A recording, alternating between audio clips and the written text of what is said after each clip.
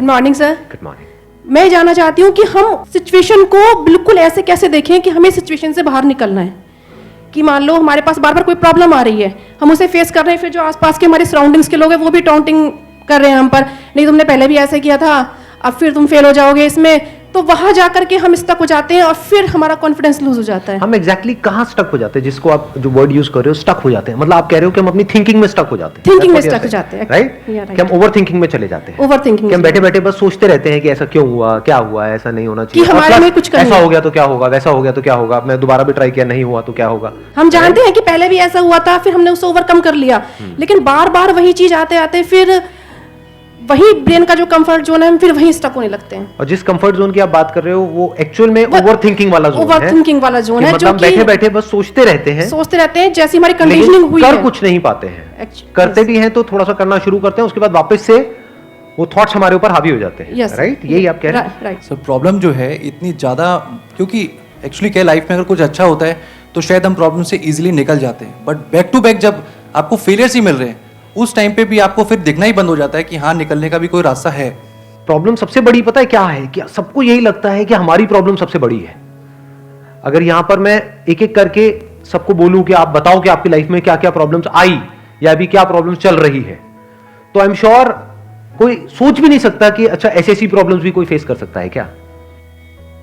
तो इन प्रॉब्लम्स के बावजूद भी कुछ लोग आगे बढ़ पाते हैं, कुछ नहीं बढ़ पाते हैं। That is the big question कि एग्जैक्टली हम स्टक कहां पर होते हैं। क्या हम एक्चुअल में लाइफ में प्रॉब्लम्स में फंसते हैं या उन प्रॉब्लम्स को लेकर के जो हमारी थिंकिंग है वहां फंसते हैं? सबसे पहले ये चीज हमको क्लियर होना चाहिए।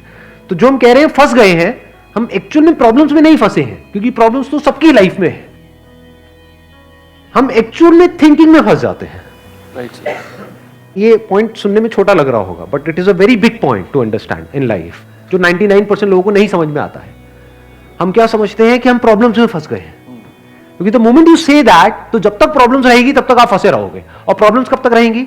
लाइफ टाइम, जब तक लाइफ रहेगी। Right. But the moment you से कि मैं प्रॉब्लम्स में नहीं फंसा हूं, प्रॉब्लम्स मतलब लाइफ में नहीं फंसा हूं, मैं लाइफ के बारे में जो मेरी थिंकिंग है उधर मैं फंस गया हूं जाकर के। अब मैं उस थिंकिंग को कैसे चेंज करूं? Right.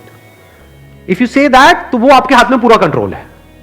But if you ask me this question कि मेरी लाइफ की जो प्रॉब्लम्स हैं वो कैसे सॉल्व हो, तो उसका कोई जवाब नहीं है, क्योंकि वो कभी नहीं होगा। आज आपकी एक प्रॉब्लम है वो सॉल्व हो भी जाएगी, कल कोई और प्रॉब्लम आ जाएगी, परसों कोई और आ जाएगी, फिर कोई और आ जाएगी, फिर कोई और आ जाएगी। Right sir. तो कैसे हम अपनी थिंकिंग को चेंज करें?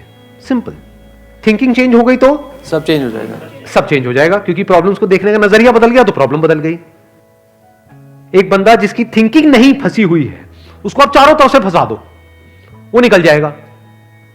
लेकिन जिसकी थिंकिंग फंसी हुई है, उसको आप जा करके दुनिया जहान के सारे रिसोर्सेज दे दो, पूरा का पूरा खजाना भी दे दो, तब भी वो नहीं निकल पाएगा। तब भी रोएगा बैठ करके कि क्या मेरे को चारों तरफ खजाने से कैद कर दिया। अरे भाई, खजाना है, कैद नहीं है। देखे ना ऐसे लोगों को जिनके पास में सब कुछ है लेकिन रोते रहते हैं। तो सब कुछ मिलना इज नॉट अ सॉल्यूशन। जिनकी लाइफ में कोई प्रॉब्लम नहीं है वो भी रो रहे हैं। सो अब आता है कि इसका सॉल्यूशन क्या है, कि we are stuck in our thought process, how to get out of it.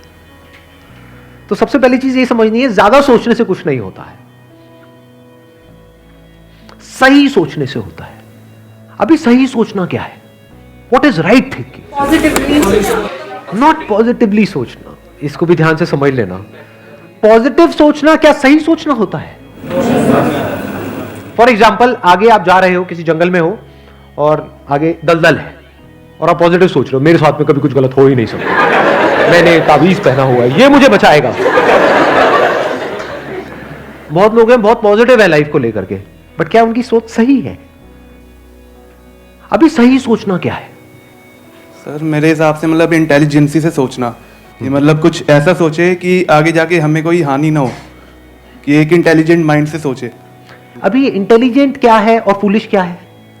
एक है फूलिश तरीका सोचने का, बेवकूफों की तरह सोचना, एक है इंटेलिजेंस के साथ में सोचना। What is intelligence? जिसको हम इंटेलिजेंस कहते हैं वो इंटेलिजेंस क्या है? साइंस को इंटेलिजेंस कह सकते हैं? नहीं कह सकते। नहीं कह सकते। तो किसको कहोगे? सुपरस्टिशंस को इंटेलिजेंस कहोगे? सुपरस्टिशंस मतलब क्या? बिलीफ, कुछ भी मान रखा है उसको पकड़ के बैठे हुए उसके हिसाब से एक्ट कर रहे हैं। उसको इंटेलिजेंस कहोगे, या साइंस जिस तरीके से आगे बढ़ रही है उसको इंटेलिजेंस कहोगे? एग्जैक्टली। तो साइंटिफिक वे ऑफ थिंकिंग समझना पड़ेगा, वो क्या है, उसको अपनी लाइफ में लगाना पड़ेगा, तब आप कह सकते हो आपकी जो थिंकिंग है वो सही है। अब ये साइंटिफिक थिंकिंग मतलब क्या? रियलिटी को एज इट इज देख लेना, दैट इज साइंटिफिक थिंकिंग। यही तो है, और क्या है? There are laws of this universe, उसको एज इट इज देख लेना, उसको ऑब्जर्व करना, यही तो है साइंटिफिक थिंकिंग। उन लॉज को बदलना नहीं, क्योंकि साइंस बदल नहीं सकती उन लॉज को। लॉ ऑफ ग्रेविटी को साइंस बदल नहीं सकती है, उस लॉ को समझ करके उसके हिसाब से एक्ट कर सकती है। इसी साइंटिफिक थिंकिंग को अगर हमको अपनी लाइफ में लगाना हो तो इसका मतलब क्या?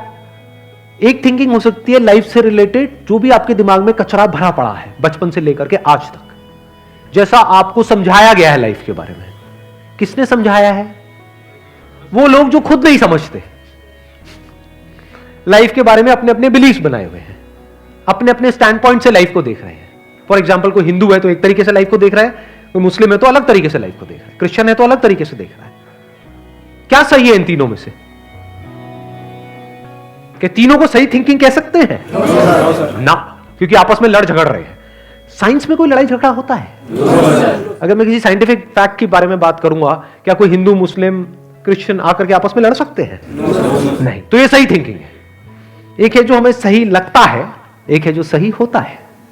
दोनों में जमीन आसमान का फर्क है। एक है जो आपको सही लगता है, एक है जो सही है।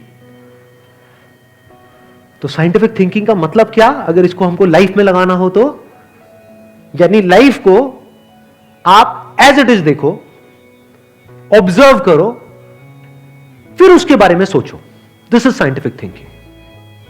और ये जो फंडा जिसकी मैं बात कर रहा हूं, इसको आप लाइफ के किसी भी एस्पेक्ट में लगा सकते हो। इसको बिजनेस में लगा सकते हो, इसको जॉब में लगा सकते हो, इसको रिलेशनशिप में लगा सकते हो, इसको हेल्थ में लगा सकते हो।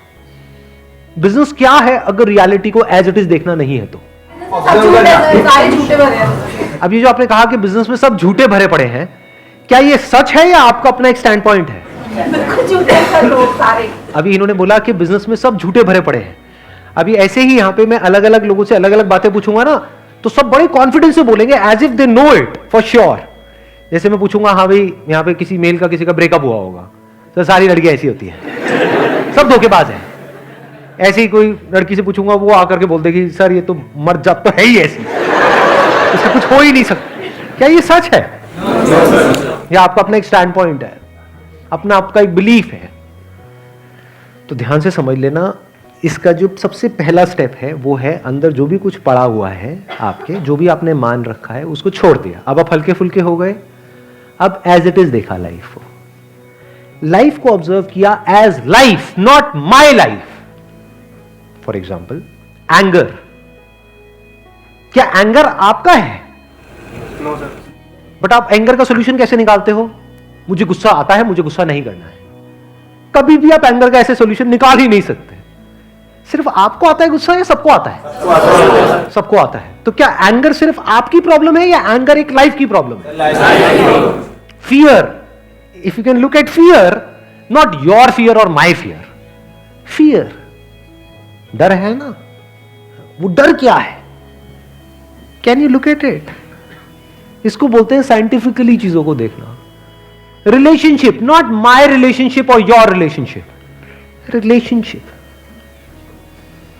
तो इस तरह से जब हम चीजों को देखते हैं ना, not from a subjective point of view but from an objective point of view, जैसे एक साइंटिस्ट देखता है,